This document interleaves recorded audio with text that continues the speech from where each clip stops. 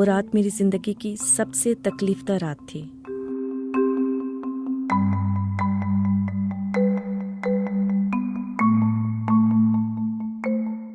मेरी शादी 3 साल पहले मेरे कज़न से हुई। ये पसंद की शादी थी और हम सब खुश थे। मंगनी के बाद से ही हम सेक्स समेत हर मौजू पर बात करते। हमने कई बार पॉर्न वीडियोस पर भी बहस की और ये वीडियोस शेयर भी की। मुझे ऐसा लगता था कि मेरी अपने मंगेतर से दोस्ती है तो हमारे दरमियान सेक्स मुश्किल नहीं होगा। मेरे शौहर भी उस वक्त यही समझते थे कि पहली बार सेक्स में मुश्किल वक्त हायमन का फटना होता है। हम पढ़ते थे कि शायद ये दर्द चंद सेकंड्स में खत्म हो जाता है। मेरे शौहर को शादी के दिन उनके दोस्तों और कजन्स ने भी यही बताया था कि तुम दर्द के बारे में मत सोचना, वो तो होगा, बस तुम्हें हर सूरत सेक्स करना है। मैं शादी के दिन नर्वस थी। ये सब कुछ मिलकर मुझे थका रहा था और मैं चाहती थी कि सब जल्दी खत्म हो जाए। शादी की रात सेक्स के वक्त मुझे दर्द शुरू हुआ और चंद ही लम्हों में ये नाकाबिले बर्दाश्त हो गया।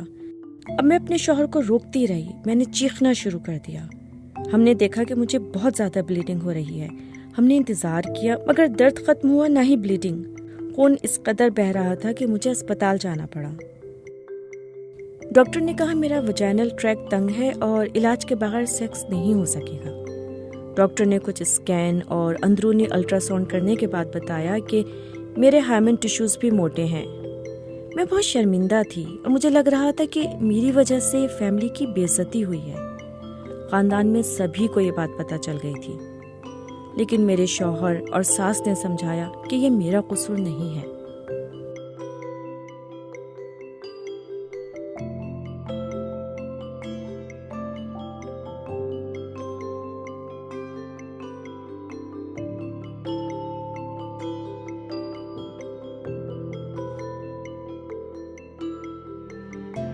जो 30 साल या 25 साल तक एक मतलब इनहिबिटेड रहे हैं एक चीज़ से, उनकी फैंटेसीज बहुत हैं। उन्होंने मूवीज़ में देखा हुआ है, उन्होंने टीवी में देखा हुआ है या व्हाटएवर, वो फैंटेसी वर्ल्ड है कि this happens like this. It's not like this.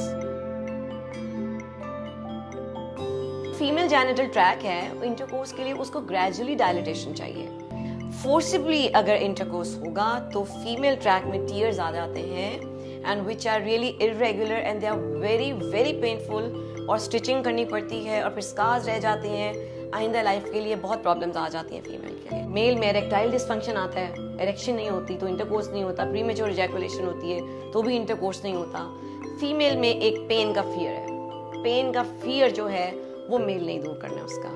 It's a bit painful, but अगर आप मेंटली एक दूसरे के साथ सेटल्ड हैं तो हो जाता है। और अगर जरूरत से ज्यादा है then you should consult a doctor. जितना उस वक्त एंजाइटी, परफॉर्मेंस एंजाइटी मेल के ऊपर होती है कि आई डोंट नो मैं ये कर पाऊंगा कि नहीं, that is so important to deal with. और ये लड़की को भी पता होना चाहिए कि लड़के को परफॉर्मेंस एंजाइटी होती है। मेल को ये बताना है कि बड़ी डेलिकेट चीज़ है औरत, ठीक है, उसको इन चीज़ों का अभी it's going to be her first experience and really it's painful for a female, it's painful.